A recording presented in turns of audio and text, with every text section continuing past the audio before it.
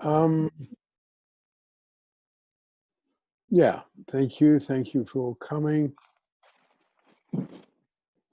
Um, yeah, this is a big one for me.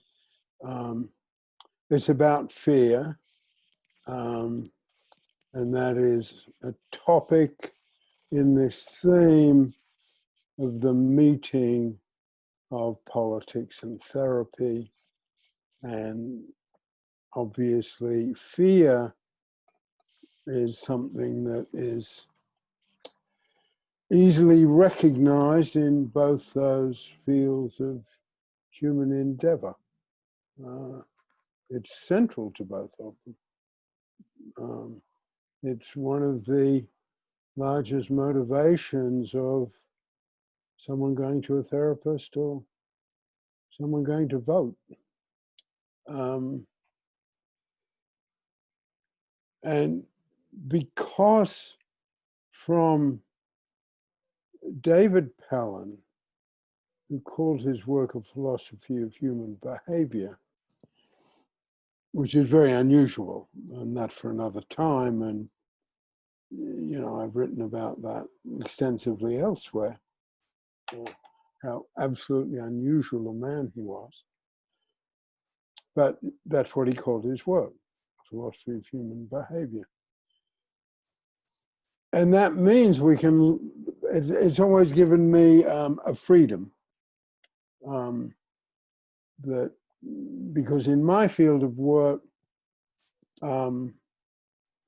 counseling, psychotherapy, social work, where I've spent my doing the arithmetic in my head, 60-year career, 70-year career. In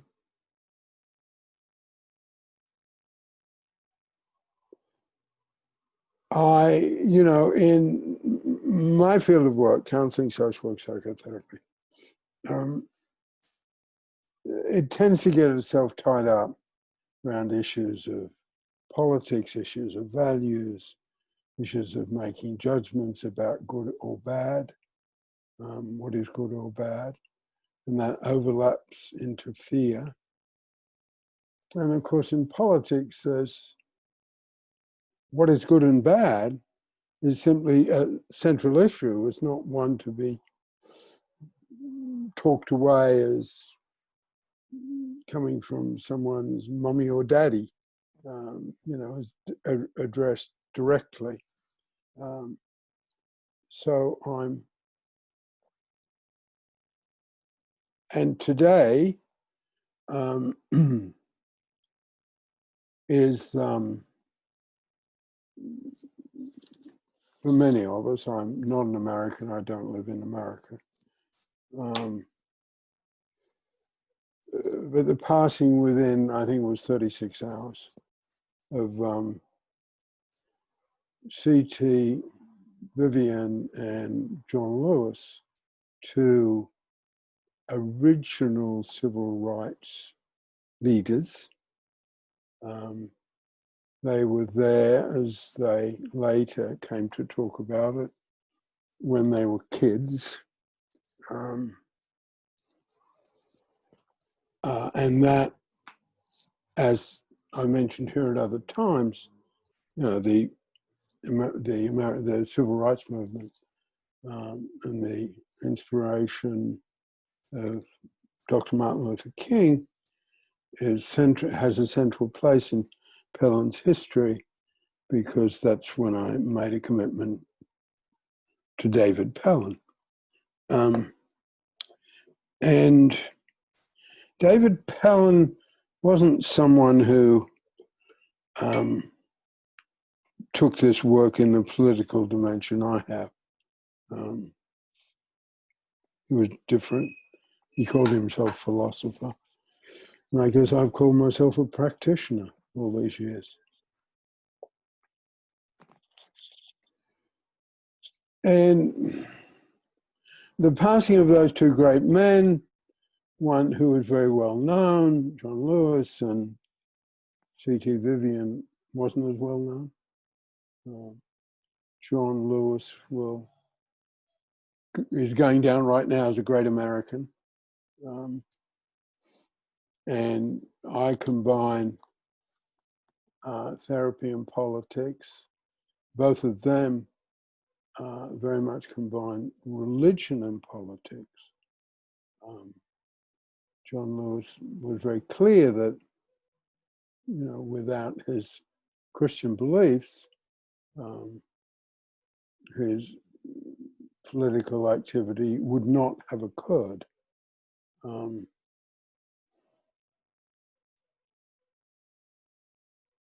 And we certainly live in a time of fear. I don't know America in some ways as well as I like to, but I know Eugene is not very far from Portland. And in Portland, Oregon, if you turn the sound off and just look at what's on the screen, it looks like a dictatorship in some country. Soldiers arresting people off the streets, almost unidentified soldiers, unidentified vehicles, just grabbing. Certainly on the streets of Oregon right now, there's a lot of fear. Across England, in different ways, it's not as stark, but there's the fear of what's it going to be like when we're out of the collectivity, I'll use a word, of our European neighbors, and what's going to be like when the coronavirus is over. And fear motivates us into politics. Fear and anger. I know for myself personally, and it was sort of something I had to learn going through the therapeutic process, because when I was in training, particularly in Gestalt therapy, everything was about anger and rage. And I developed an approach where I opposed that. Getting angry and getting in touch with our rage supposed to be the sort of top of a pyramid of a therapeutic process. And I thought, yeah, that's fine for some people. But for some people, the sadness is a more significant therapeutic process than anger. And that was part coming from almost a beginning of putting together the therapeutic approach and politics, or a political approach to life. Because I was doing a workshop in a place in America called Kalamazoo, Michigan. And we were all going through this rage, anger process. And someone came to me during a coffee break and said, "Peter, can I talk to you for a minute?" And I said, "Yeah." And he said, "Look, I don't quite get this. I'm Jewish. I have a lot of anger. I do something different with my anger. I write plays." And that, some of you have heard me tell this story before. That was a very significant moment for me. I thought, yeah, we've got to be more open that different people, well, in this particular instance, different people handle anger differently. And anger and rage can be a quiet, because I think something a bit less C.T. Vivian, who could be a tall, angry guy. John Lewis was almost always quiet. and did something quite contained with his anger. The great speech, which is rightly remembered and rightly part of not just civil rights, but American history. Dr. King's "I Am a Dream" speech in Washington. John Lewis made a speech in Washington. He was a young guy. And his speech was much more angry. And even some of the anger was edited out before he was allowed to give it. I think he was 22 or 23, he was a kid. And almost, the President of the United States told him not to make such an angry speech. And other people who'd been in the movement for decades said, please don't ruin my day. So he toned his speech down. But if you read it, it is still angry and inspiring. And that is the sort of therapeutic process. It's the power and tools of having all that anger, all that rage in the middle of the pendulum, in the calm of the pendulum. So holding up my visual aids, that's the one for kids. That's the one for grown-ups. I've developed these around my work in fostering. And when I am cooperative and sufficiently into my material life force, which you remember is the organizational side of life, Cynthia will have these because I have emailed them to her, and then she will send them to you, okay? So, Peter, I'm a little bit lost about something.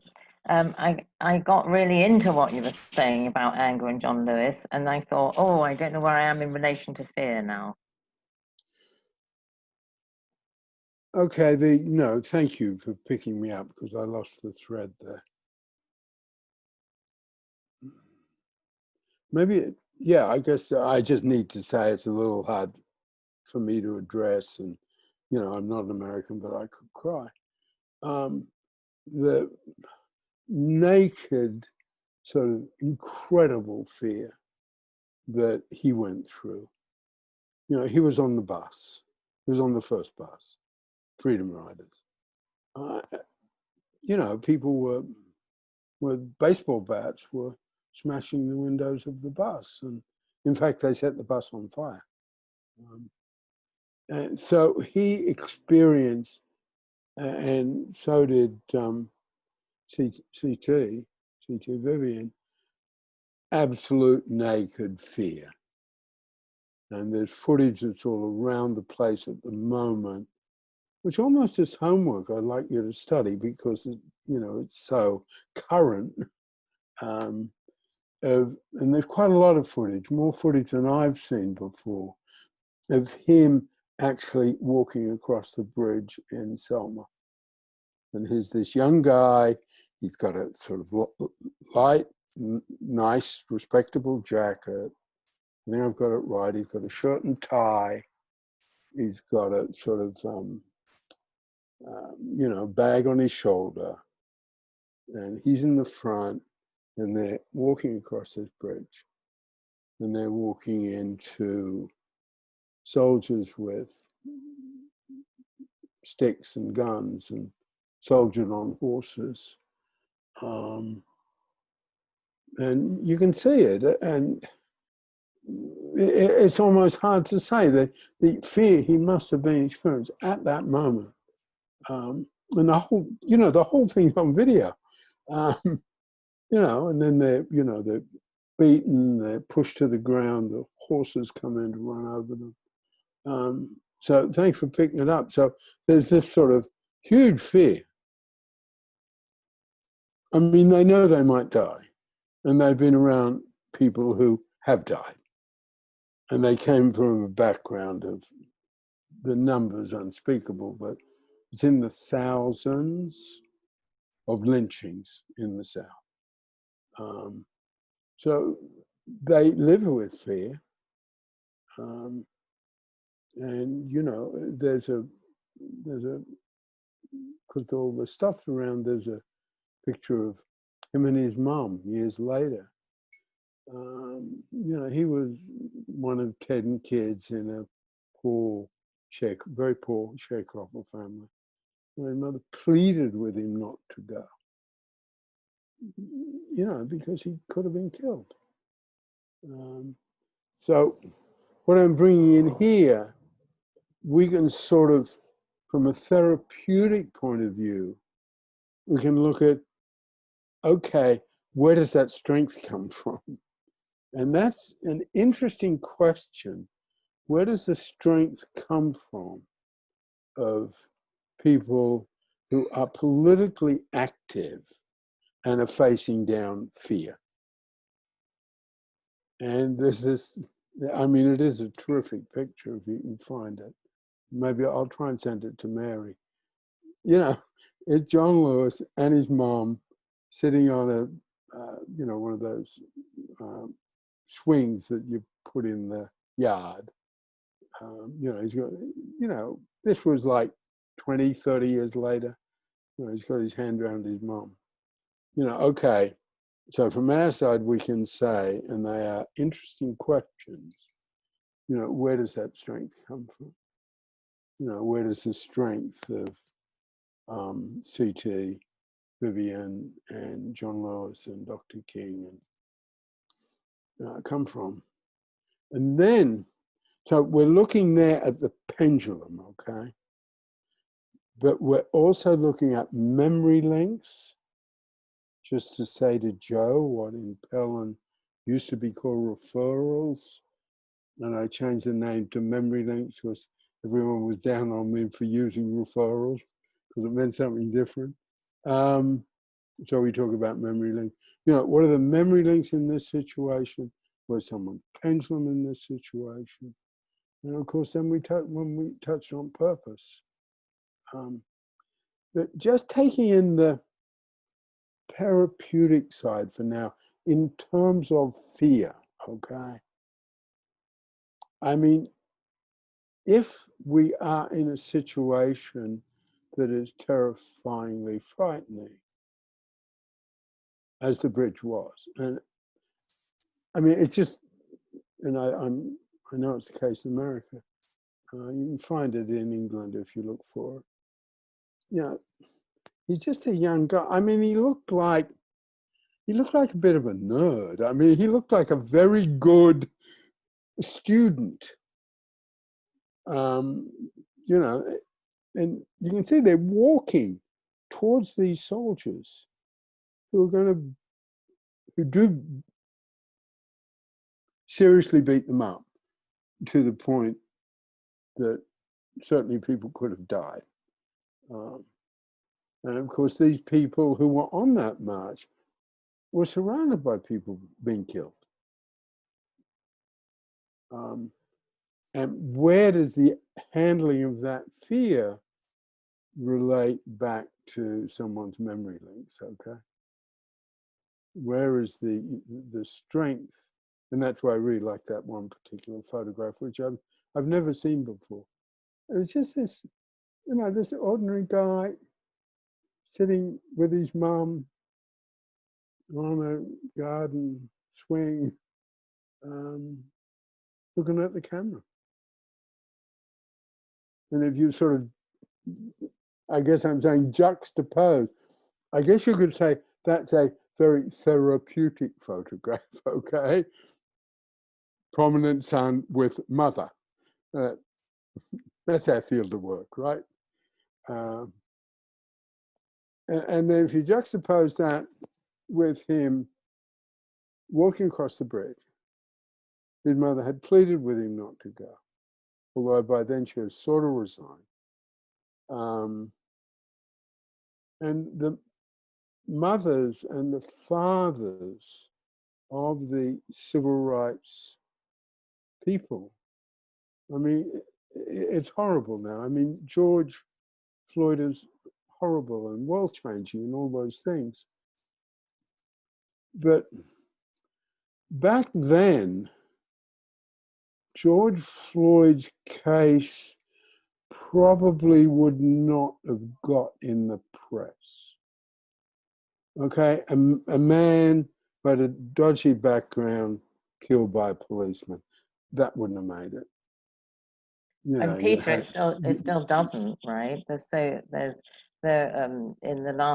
in the years since Jackie Lacey became, who's a black woman, became the district attorney in LA. There have been 600 deaths since 2013. They haven't all been in the papers, so it's still the same. And the reason there was the video. The reason was it was inescapable to see. I haven't watched it, but I've read about it to see the policeman's face as he deliberately did it. So, you know, just still so many unseen deaths. So I get, yeah, thank you. So the facing of fear, which must, you know, which is attraction to hurt. I mean, tools we've looked at here in other weeks. You know, attraction to hurt, callousing,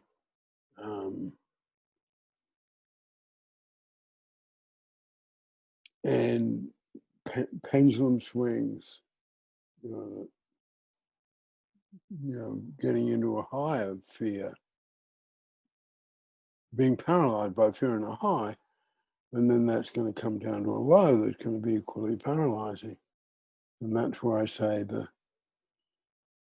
the great political leaders know our stuff, but they've just never come across it or met us. Okay, they have come to the same conclusions in their own ways that we have come to.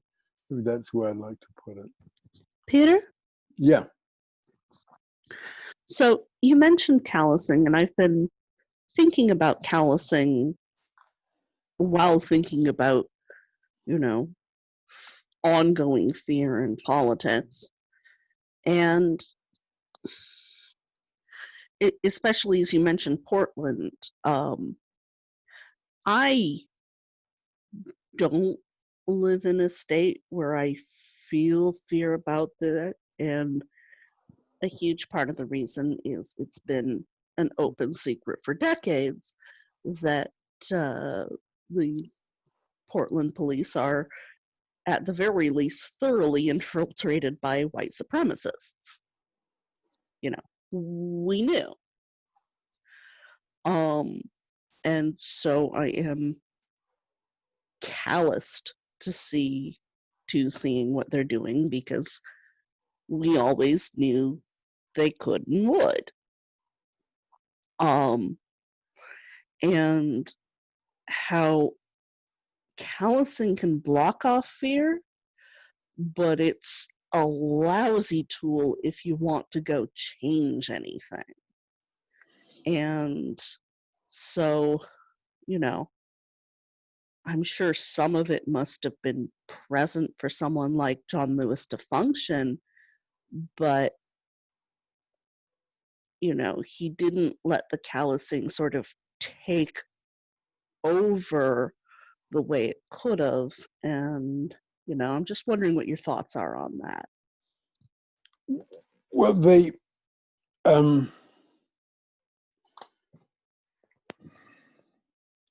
well, I want to try and get to the place where I answer questions a bit more briefly and directly. Okay. It's a very powerful tool, callousing. It really is. And it's one of those ones where I do bring in Michelangelo's simple tools. It's a simple tool, but it can be applied to a whole bunch of stuff, okay? So in a way, you couldn't operate as a civil rights worker in the South without some calluses,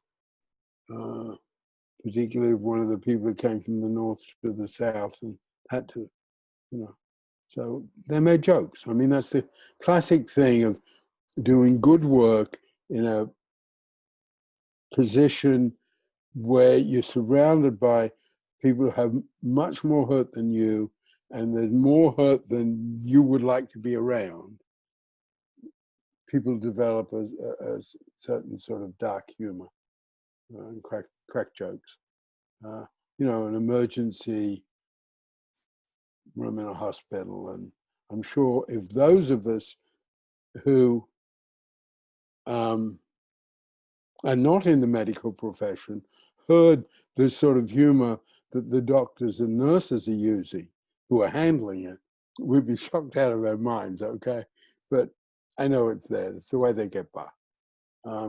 So they develop some calluses to cope, okay? And that can be really dangerous, because if that cracks just because everything's too much, someone can fall apart. So it's almost and again, people, it's a place where I say it's just common sense. In a sense, people come up with this from an intuitive common sense. You've got to develop enough, but not too much. You can't forget that the threat is there. You can't forget your fear, and that's, I said at the start, is fear good or bad? And I think this is a situation where if you don't find some calluses, you're not going to be able to find your courage. But if you develop too many calluses, you well might take risks, Cynthia, that aren't a good idea.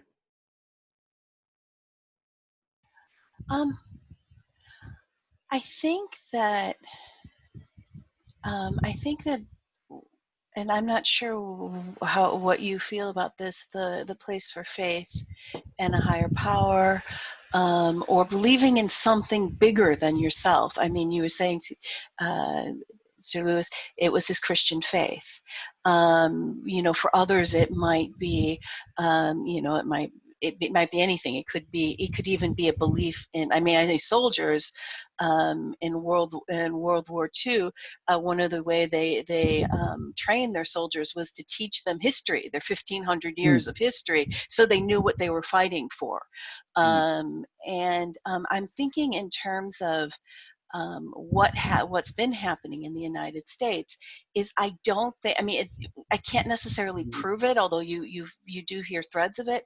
I don't think that the huge support and people both encourage in speaking up, and for white people getting involved in this, I don't think it would have happened had it not been for the musical Hamilton that cast African people of color of different sorts in the roles of the founding fathers. In fact, one of the actors talked about it. He said, "This was the first time I saw myself as part of the American story." And both black and white people saw that. And I think that I think that's really, I think that stories, and I mean, you hear all cultures have hero legends.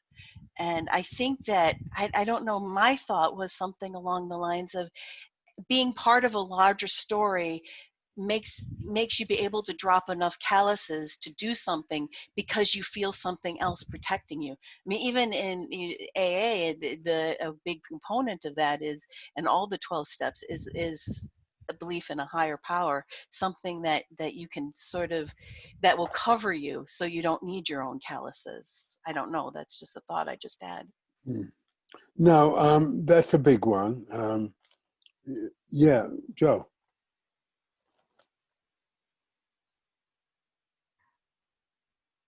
I was just putting my hand up to Cynthia to agree with her. I thought it was a brilliant point.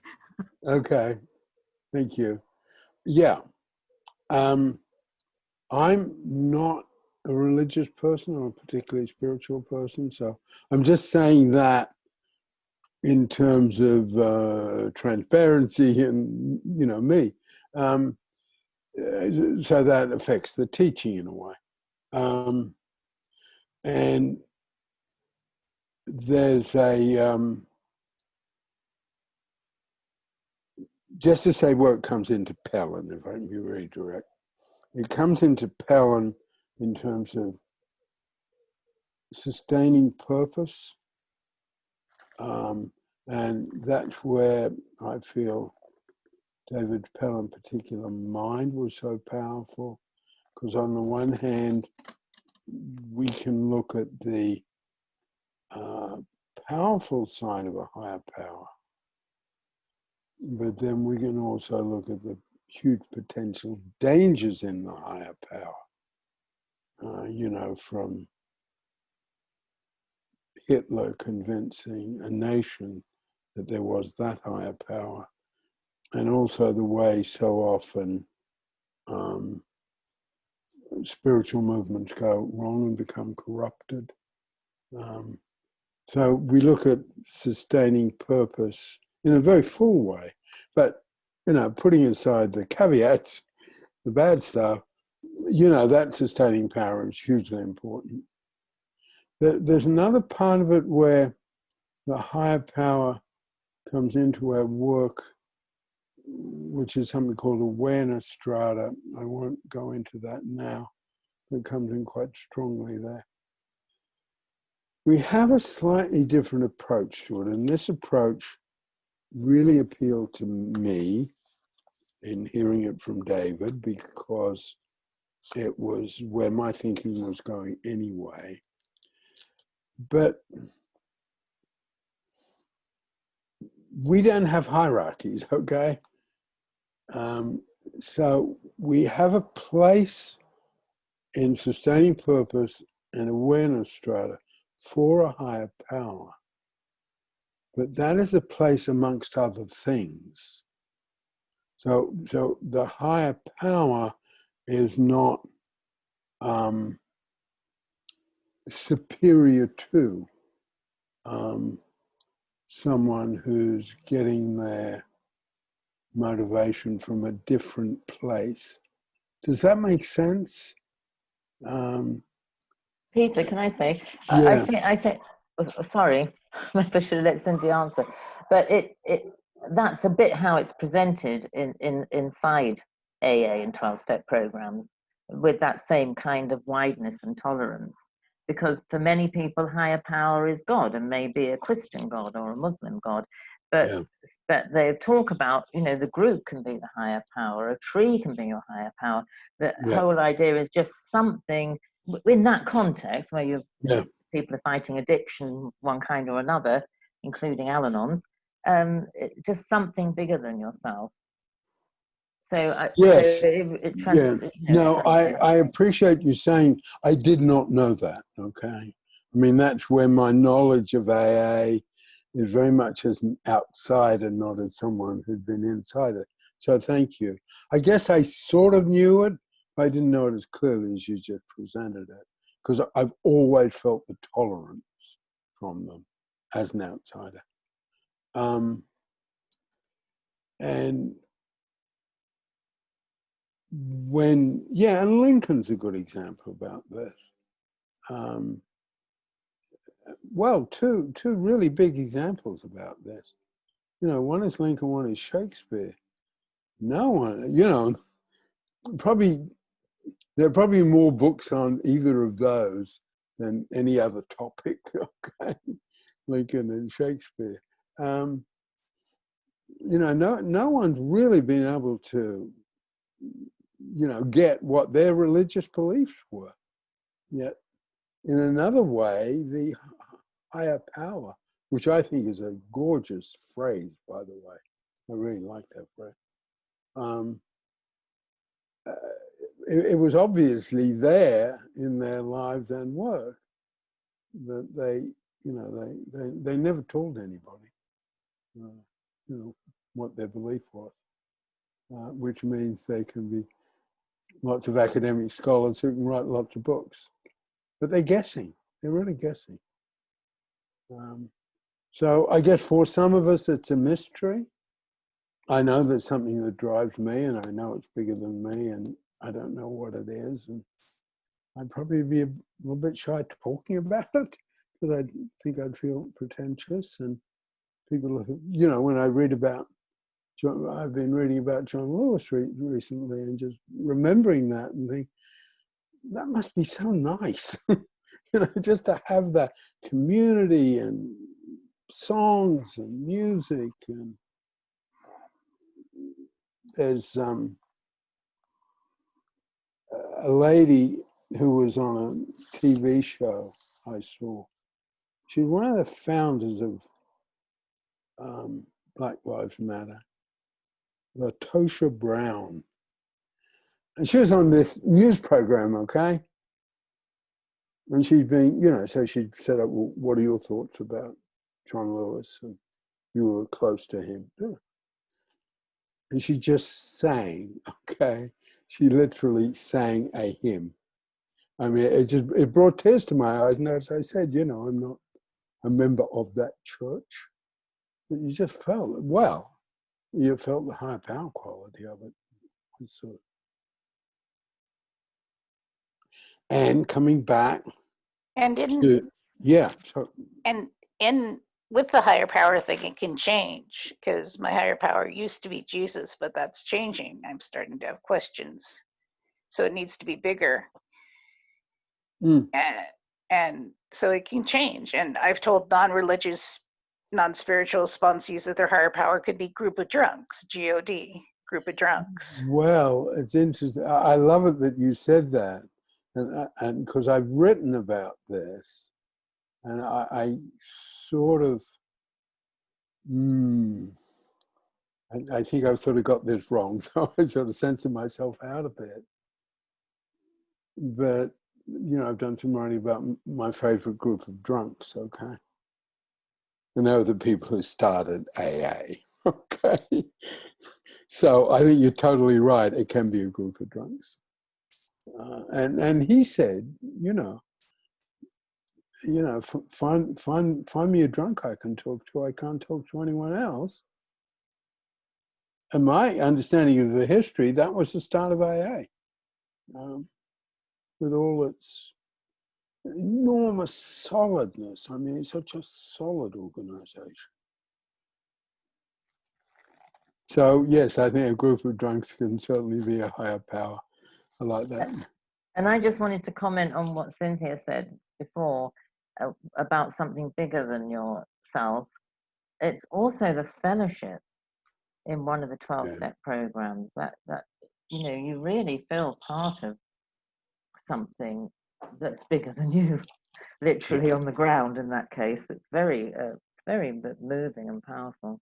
Yeah, and there is something in that is about purpose. But there also is something in that that's just about communication. Okay, and I think if you took that sense of belonging, which is caring life force, and I'm sure all of them, and you know, it's coming out now, and it's going to come out more and more and more. That, you know, I mean, there's Rosa Parks, but you know, which is wonderful, but there are all these other women who were central and who aren't recognized. And I think that part of history is going to come out. Just not recognized, you know, and, you know, Black, and they buried it.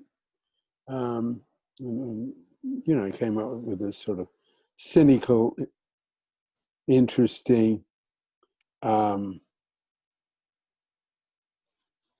political story that John Kennedy got elected because they stole some votes in Chicago. No, John Kennedy got elected because Black women organized a leaflet that went around secretly, in the sense that the white press didn't pick it up, that went around to churches all over the country. I think it was called the Blue Leaflet because it was printed on really cheap paper. And Black women turned out to vote and elected John Kennedy. That's simply a historical fact now. When they elected him because he'd called Coretta King. Oh, you mean called as in telephoned? Yeah, yeah. When Dr. King was in prison, Jack Kennedy called his wife. They were all Republicans. You know, that's who the blacks in the South voted for. They were Republicans because the Democrats were these, you know, racists. Anyway, the power, and of course, it's just visible now. It's a wonderful moment in history. You know, this black mayor and that black mayor and that sheriff in a southern town, and they're black women, whole bunch of them, whole bunch of them. Cynthia. Oh, And, well, sorry, speak. just to add, and that's hugely high power stuff. Very much. Oh, Sorry, just, Cynthia. oh, no problem. If I was going to say something else, but when you mentioned black women in Chicago, there's a black woman mayor, Lori Lightfoot, and now she's actually got the reputation as sort of like, you know, the pandemic mama.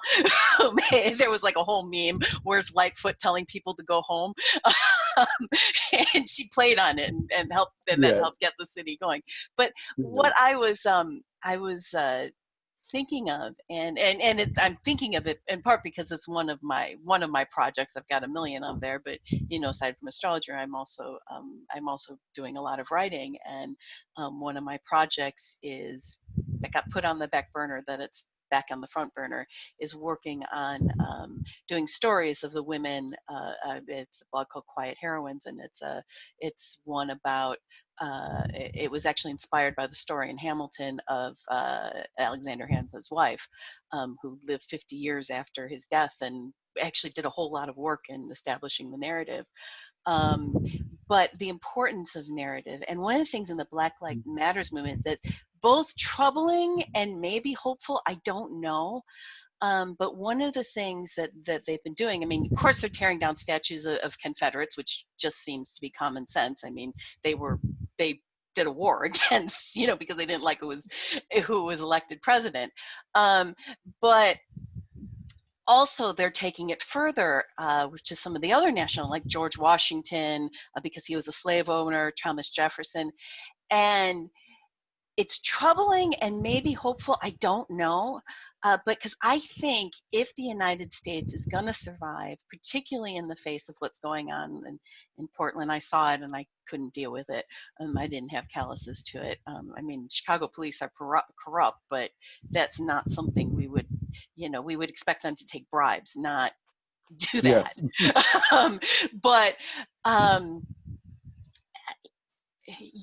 But if the United States is going to survive this, I mean, and I may sound be over dramatic, but I really think it's at that level.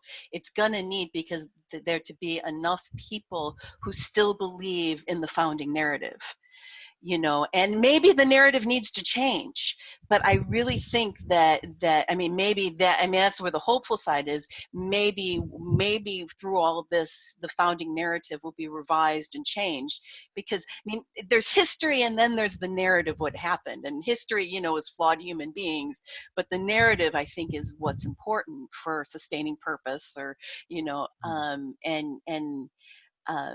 and I know in the founders, one of the things that was very important, that they didn't think it could survive unless the population had virtue. Virtue was considered necessary for a democracy to actually work. And I think that that's what's needed now. And I don't know, I'm just, you know, it's not like I have any answers or anything, but to me, that narrative is really, really important. And I hope, you know, as we have, and I'm just going to say it, we have a president who's like actively working to destroy the Constitution, and we have other people who are fighting because of the injustices to tear down the narrative. I'm you know, it's like, I don't know. I don't know if I don't know, but it's been on my mind a lot. Yeah, no, I think the word narrative, thank you for it. That word really brings together therapy and politics. That's a bit I like. It's the stories and and you can't have a narrative without detail. Let me just give you let me give you a little bit of therapeutic. I don't want to be patronizing. A little bit of therapeutic reassurance. The extreme right in America always ends up being dumb. Okay, if you look at it, they always end up being dumb and overreaching themselves, time after time. Anyway, I didn't want to say that because yes, I can understand, and you know, the footage out of Portland is really scary. I mean, that almost scared me more than anything else. You know, it looks like a dictatorship. You know, it looks like a dictatorship. Joe. Hi. I'm thinking of a very important book in the 80s, I think, or even 70s, Feel the Fear and Do It Anyway, and which was written for women. And I'm thinking that maybe one of our tasks as practitioners is to work with our clients to help them feel that fear and do the just right thing, like walk across the bridge in Selma anyway. And I'm wondering if you've got some particular techniques you'd recommend for helping people feel the fear and do it anyway. Well, my approach, as you probably remember, has, you know, always been just in the detail. You know, go into the detail of, and that's where this is sort of technical in the therapeutic field. That's why I sort of parted company with Fritz Perls, and I parted company with some of the stuff. Well, in a way, it's sort of Freud, when he said, you know, dreams are the highway to the unconscious. And that was sort of quite a bit working in metaphors and abstractions. And in terms of getting into anger, that meant getting into a really big high, okay? Now, I was, you know, my formative years, before I met Dave Pelham, before I met Fritz Perl, when I was still sort of not sure either where my abilities were or where I wanted to go, but they were my formative years. And, you know, that was working with criminals, okay? You know, who are locked up for fairly long periods for which they should be locked up, you know, bad crimes. It's a bit of a long answer, but I felt it was irresponsible to get them in touch with their anger the way so many therapists were doing with middle class and upper middle class people who were very established. Now, they needed to get in touch with their feelings. The guys I were working with needed to get in touch with their mental capacity to control their feelings. So my approach to it is to go into all the detail. And when you go into the detail, you can go into the anger, you can go into, and thanks for bringing up Feel the Fear and Do It Anyway, because to be quite frank, Joe, I had it in my notes and I forgot to say it. Okay. So thank you. Yeah, so going into the details of what the fear is. And, you know, to use another very prosaic example, you know, people who are afraid of flying. Now, this is not everyone's approach. This is just my approach, and influenced by my formative population. I can understand that people who were working with a different formative population, going into the metaphors, going into the dreams, worked, you know. When I was working with people, I had to be careful and it was a difference I had with Fritz Perls, who was, you know, he was a really big guy. I mean, senior, you know, he's a major figure in the field, and you know, sort of criticizing me, and he said, you know, you got to go with the flow. You know, go with the flow, don't push the river. And he didn't like it. I came back and I said, look, I'm working with people, if they go with the flow, they'll drown, okay? Because it's a different thing. Pardon me. You know. So anyway, to answer your question, detail. Thank And you. detail in terms of facing the fear. And I think I've got a backup for that approach, because essentially my reading, of course I wasn't there, of how they were trained in non-violent techniques, they were trained to face all of that, you know, abuse and being hit, everything. And you know, they took hours of training. It wasn't, you know, the non-violent movement wasn't a slogan. You know, hours and hours and hours of training. Plus, you know, they were young. Plus, their parents wanted them to come home. You know, their boyfriend or girlfriend wanted them not to do that because they were scared. So that, you know, facing, for some of them, disapproval or pressure, and then the fear of what they're going to face, including the pain of it. So you're absolutely right. It was, you know, face the fear from the approach I've developed in great detail.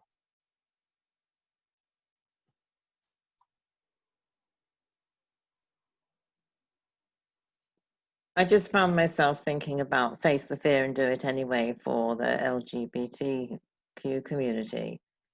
That, you know, we're not overemphasizing coming out, but those people who choose to come out, like, that's a really big situation of facing the fear and doing it anyway, because you don't know if you're facing, you know, being thrown out of the house and your parents never speaking to you again.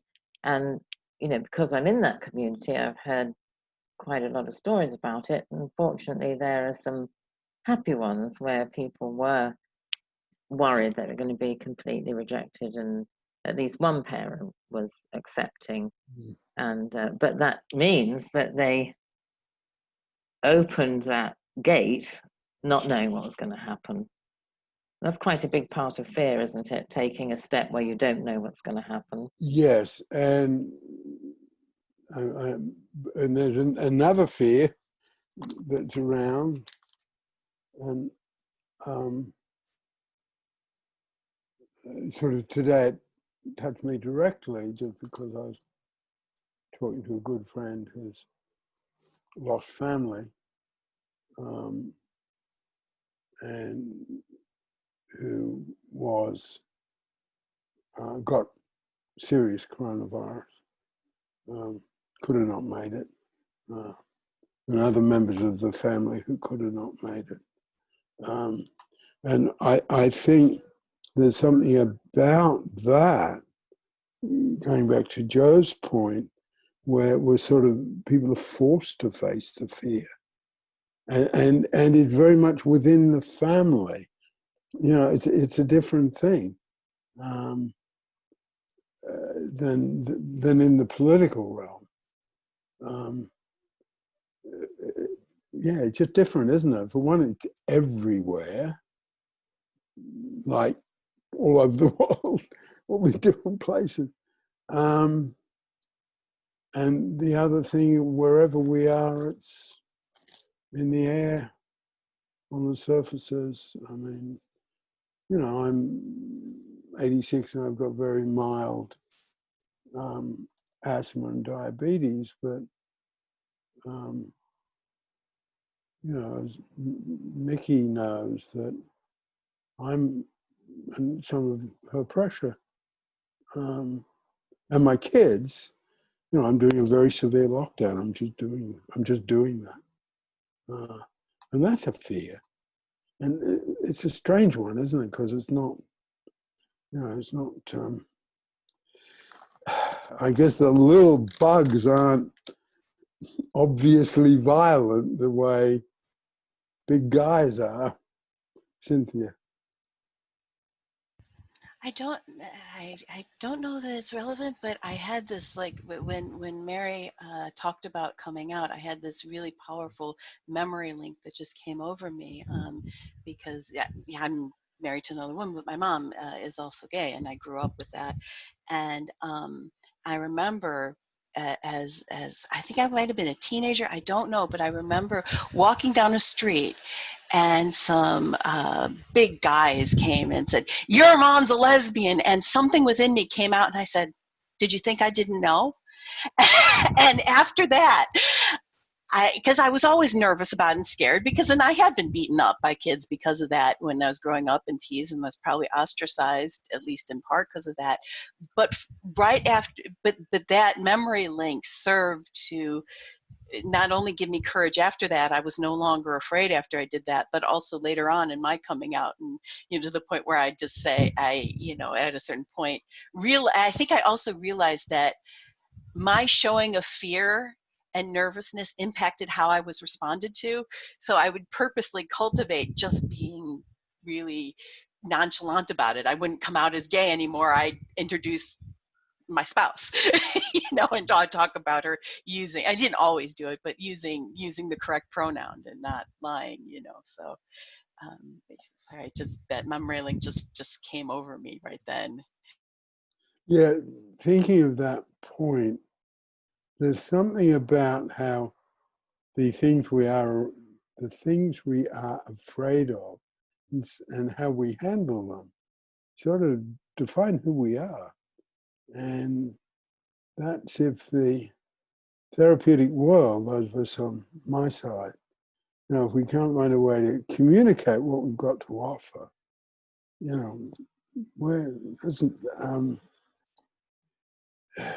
that's inefficient, okay?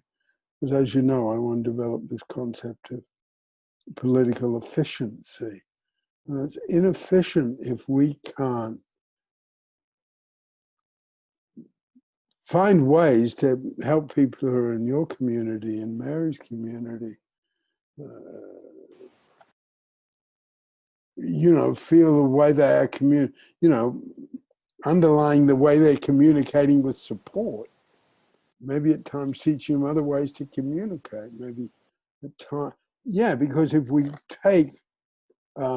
use the pendulum, and this is in developing of political efficiency, I put some of this on my Facebook.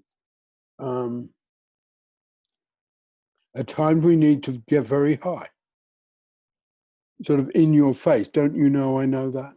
That's the sort of moment we've got to use our, I guess it's using our emotions, using our fear. And that's where, I want to present the question philosophically. What part of fear is good, what part of fear is bad?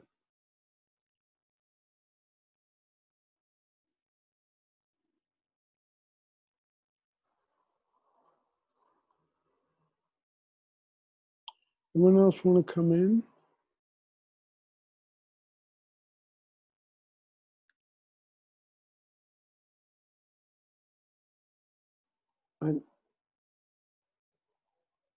Why don't you talk a little bit more about yes, Mary. Well, I was just waiting to see if anyone had spoken this wanted to.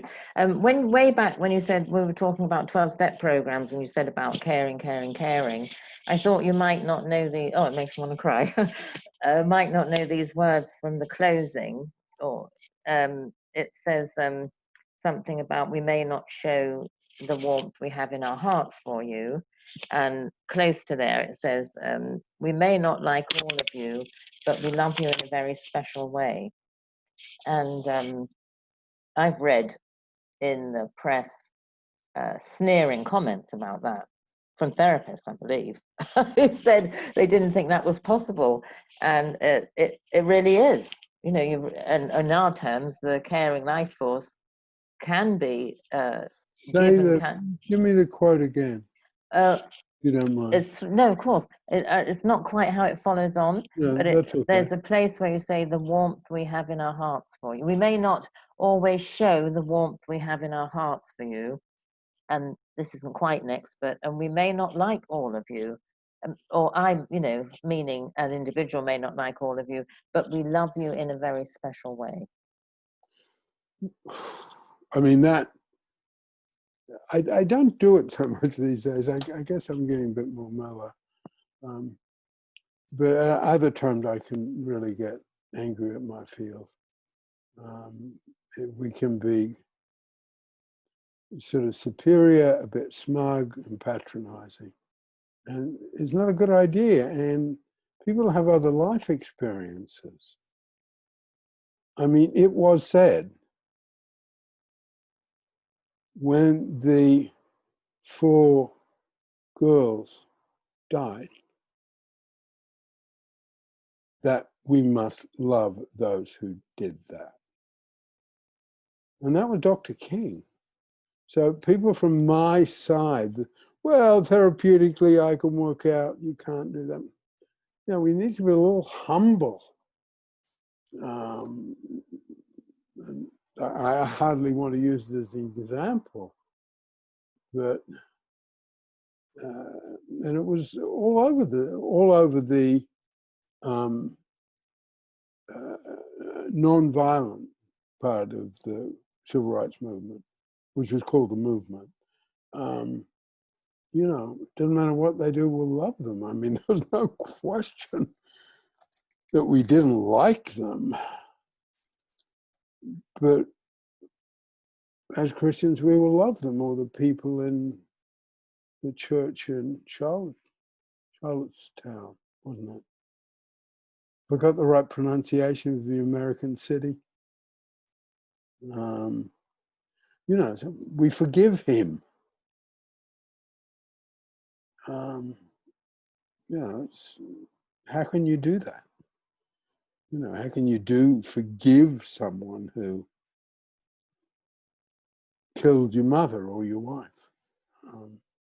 Those of us on our side of the fence, and I think that in a sense we can say, you know, from the therapeutic side, we really offer you deep understanding.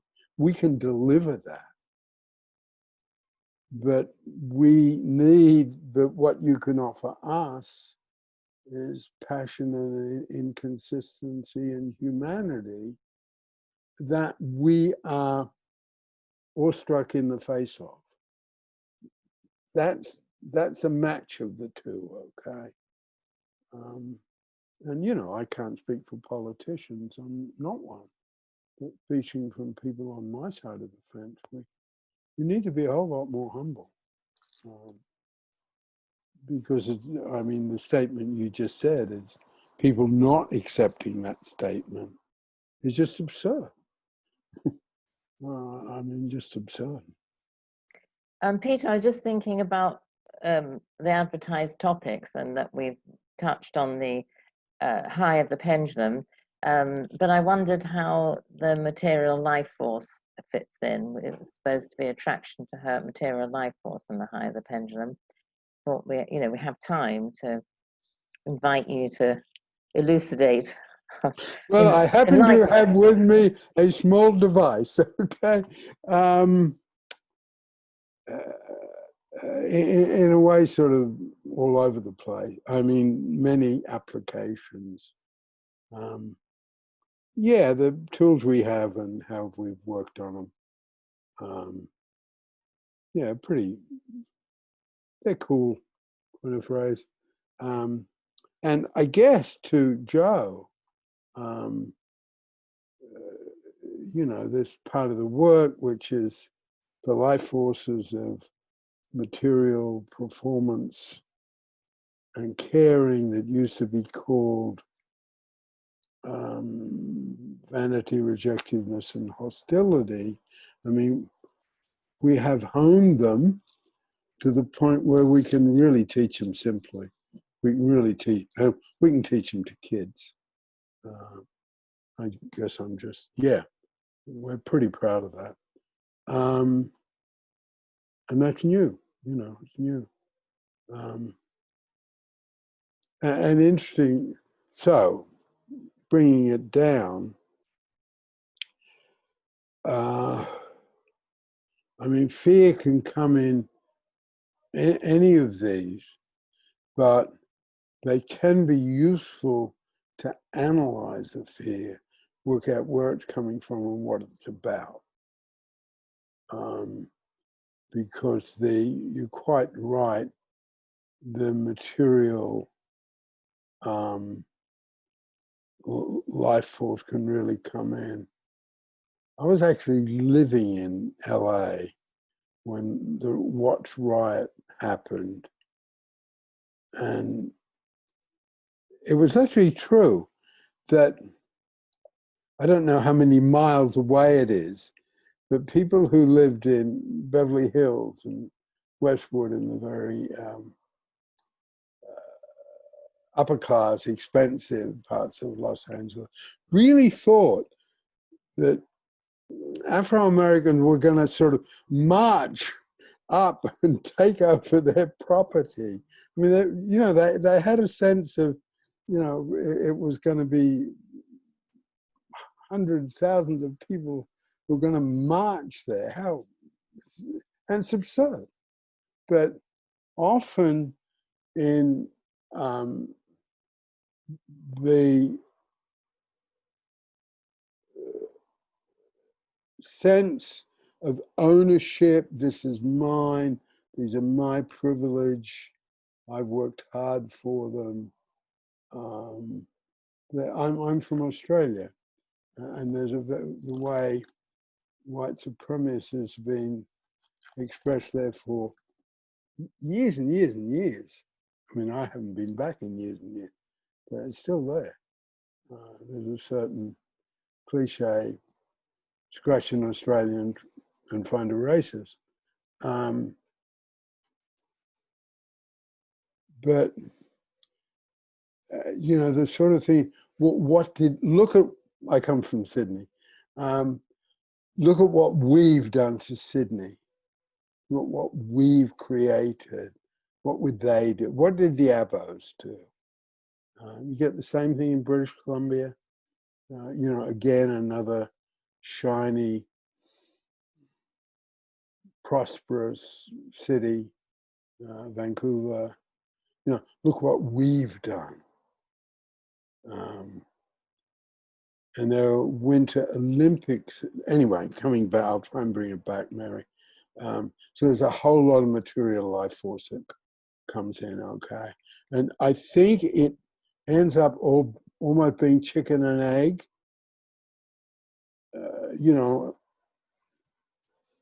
Whether they start out feeling their property is threatened and their income is threatened, or they feel that they need someone to feel superior to, so they'll wrap it up. This is not being very clear, but the threat to the material side of someone's life and threat to someone's material security might be the first motivation of white supremacy, or it might end up being a white supremacy as something more straightforward racial, and it ends up being about money and property. Sorry if that last bit's a bit complicated. It certainly plays a very, very large part, and in playing a large part, it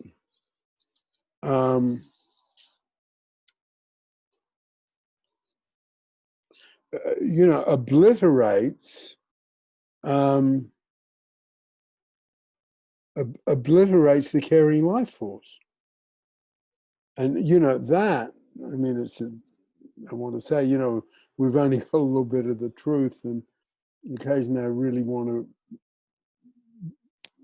make sure I repeat that, and also remember it myself. We've only got a tiny little bit of the truth. So we've only got a tiny little bit of the truth about slavery, but that's what slavery is. You know, yeah, Cynthia. I've been watching, I watch Greek courses a lot, and I've been watching one about the long history of slavery in America. And one of the things that when you talked about the material life force, or, you know, was an inherent racism, actually at least from the course I was watching, racism had been intentionally cultivated in the United States by landowners. And the reason it was cultivated was because they needed the labor. And at the time, because there was a time when, I mean, slavery has been a part of the human condition for millennium, but when they had the, you know, there was a mix of servants and slaves and indentured servants. But one that happened is indentured servants were given land after, and they were running out of land. Two, there was an incident that happened before then. Even black people. There was I was watching a story of a black colonial family who actually bought their way out of slavery, and in fact owned slaves themselves. They got their property, but soon after that, there was a rebellion that was poor white people, indentured servants and slaves got together, and they did a rebellion against the wealthy plantation owners and stuff. And after that, they did a whole lot of measures to split up any camaraderie between poor white people and slaves. But doing things like putting white people in charge of the slave patrol, and doing things so that sort of as a divide and conquer, so that they, you know, people didn't raise up against.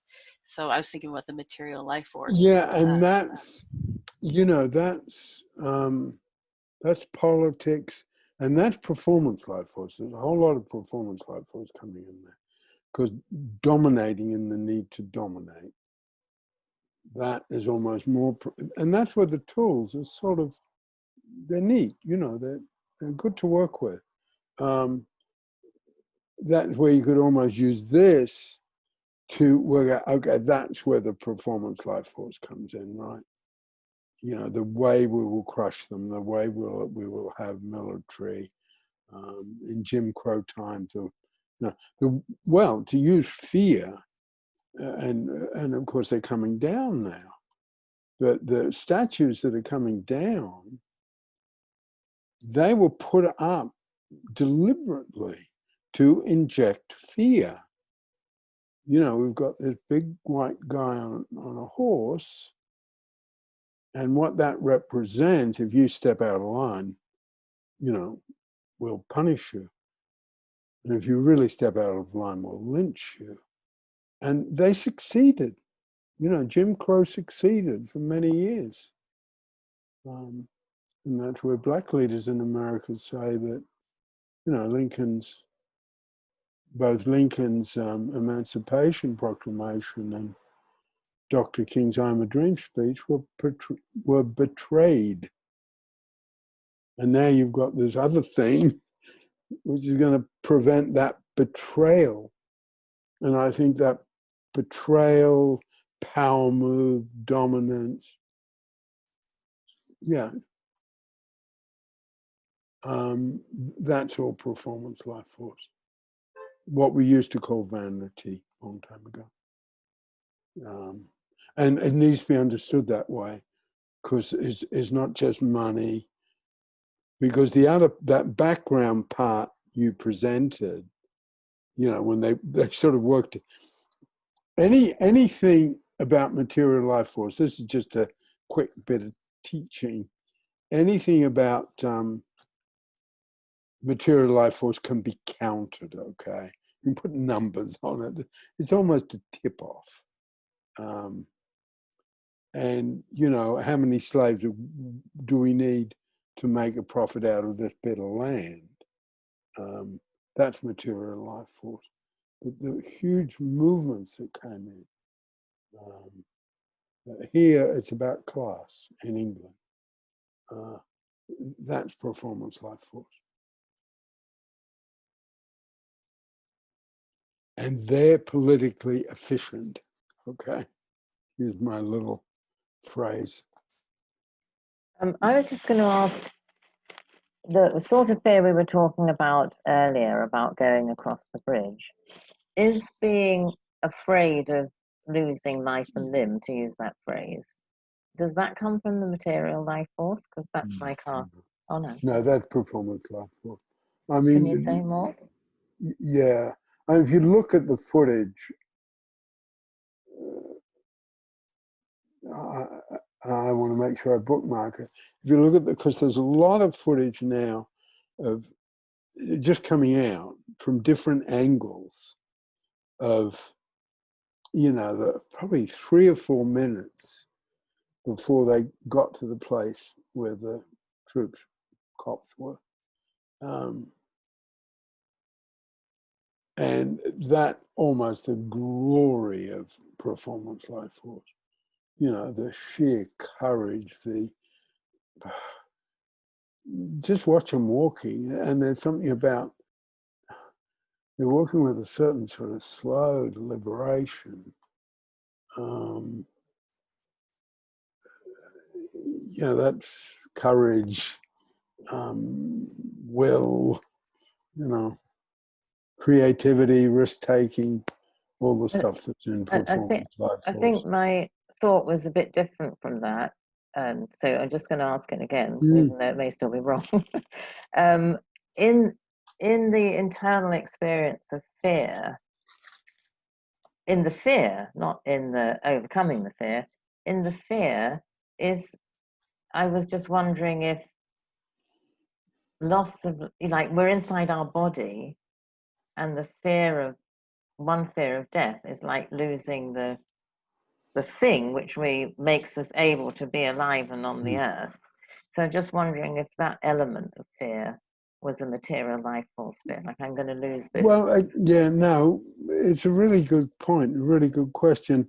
And that's where I do talk about tools, okay? It's, how someone wants to use them to look, sort of tools to give us some understanding about the chaos around us. So certainly it could be used that way. I'd sort of slightly tend to come from the other side. Because I think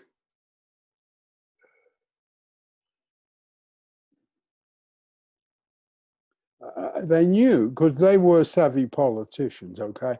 I'm talking about the fear, the courage, the terrible fear they must have experienced. But, and it's come out, it's, I think I'm right about this.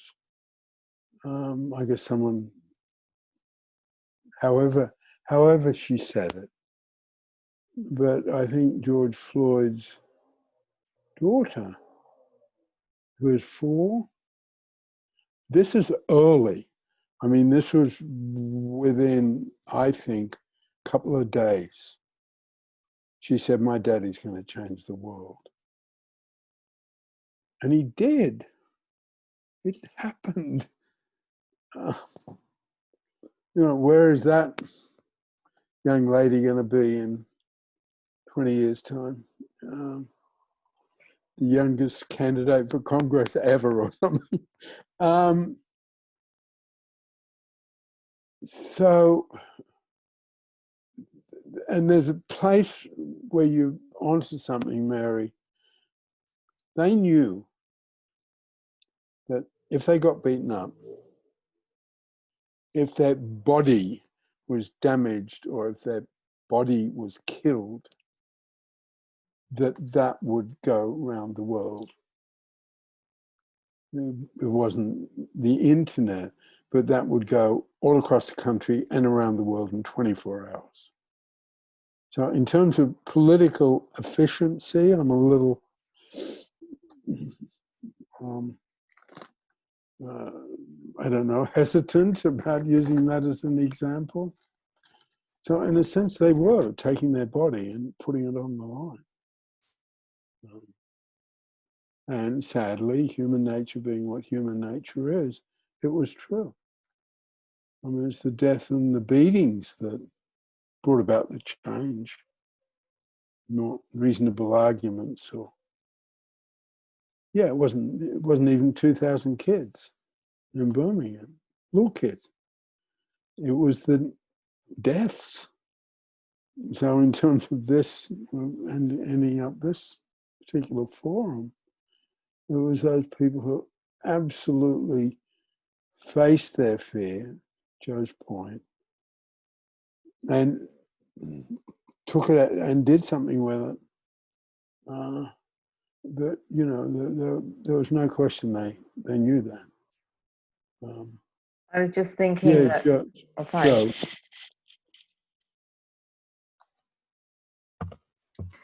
I was thinking that really taking that step, potentially risking your life, could be said to be the ultimate expression of the caring life force, really, and of it being so Yeah. powerful that it transcends every other Yeah. instinct, including the desire to protect your body or your family. Yeah. From No, that's where I think the tools, simple as they are very powerful, because I think you could. I think that's very. I think that's a really, really good point. You could say, you know, at that moment, it's sort of all carrying life force. And yes. I was just going to add that the attraction to hurt is present in them knowing that would, in the positive sense, in them knowing that the coat of positive around the negative of being hurt or damaged is that it would go around the world. It was using the world's attraction to hurt would have been. You know, that was all those years ago, and you know, I guess there'll be history to be written. But George Floyd went all around the world, but Breonna Taylor didn't, and that's just something. You know, there's a sort of mystery there. You know, probably there was a build-up, and I don't even know how to express it. You know, a build-up and a tipping point, and George Floyd represented the tipping point. Ready to happen? I don't know. I don't know how it's gone all around the world, but it has. It has, and been accepted. It's quite extraordinary. So I guess in terms of fear and therapy and politics, there's almost something, I would speculate, that, you know, white people who have chosen to have the callous to look away from this, look away from just police brutality, something happened inside them. They couldn't do it anymore. They couldn't look away anymore. And that's straight therapy stuff. That's straight caring life force stuff. Because it's not as if, I don't know, there's an economic imperative here, or it's not. In this time, there's not even a leader. Okay, it's just, you know, who's inspiring everybody. You know, 18-year-old high school kids in Marion, Ohio, inspiring people. Anyway, we need to end there. I'll end up. I'll go first in ending up. Well, anyway, I did want to say I'm in Norfolk, England, and big day for me. Thank you, and thank you for coming. Cynthia? I'm Cynthia. I'm in Kankakee, Illinois. And just one thing, you inspired me in one of to put somebody on my list of people to is Coretta Scott's King. So thank you. Okay. Shelley? Hi, I'm Shelley in Los Angeles, California. And I thought of two things. I heard of a great movie, which you probably have seen, and it really talks a lot about the history of the civil rights and understanding why white people have not for decades understood and lived in sort of denial. It's called I Am Not Your Negro. Have you seen that? No, I It's a have great, not. Thank it's a you. great movie. It's amazing. I watched it and I loved it. And it really helps us understand a lot about what has happened. And I remember for me as a girl, I would watch the movie Gone with the Wind and think it was so romantic and so amazing, right? So here it is, like Hollywood giving me these ideas that, you know, yes, it was a bad thing, but still there was so much nice stuff out of it. You know, it's really kind of awful when you look back at it like that. So I just wanted to say, you know, how we are so influenced by media or movies or Yeah, whatever. yeah. Just to, I hadn't thought of this till now, but thanks for bringing it up. There's a book out. Um, I haven't read it, but it's getting a lot of good press, called White Fragility. And Yes, I just borrowed it from the library, by the way, oh, Los Angeles Public yeah, Library, as a and online. that certainly puts the things in our therapeutic court, doesn't it? If it's about fragility, that's a therapeutic issue, guys. Okay. So thanks. Yes. Joe, finishing up.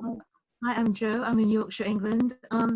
I'd really like to thank Cynthia and Shelley so much for telling me about these two movies. Although I've worked in the race relations industry, I didn't know about either of them. So you've given me something very important, and I'm going to go off and look at Okay. YouTube or whatever you have Stacey? when we finish. Thank you. Hi, I'm Stacy in Las Vegas, Nevada. And I got a Okay. lot out of it. And I thought about my community, the LGBT community, and our fear and coming out Yeah. and how it's hard. Okay. Thanks. Nikki? Hi, I'm Nikki in Wimbledon, London. Thanks very much, everybody. It's just been really interesting. My head's been thrown around in so many different areas. I feel so many topics were covered, and I'm just, you know, throws me into thinking different things. But I made this little note, this remark Peter made that gives me hope. The right wing end up being dumb. Oh, phew, thank goodness. That really helps. And it reminded me of that thing Nelson Mandela said about one of the George Bushes. I can't remember which one now. He can't think properly. Well, that was the least of our troubles now. Okay. Anyway, thank you very much, everybody.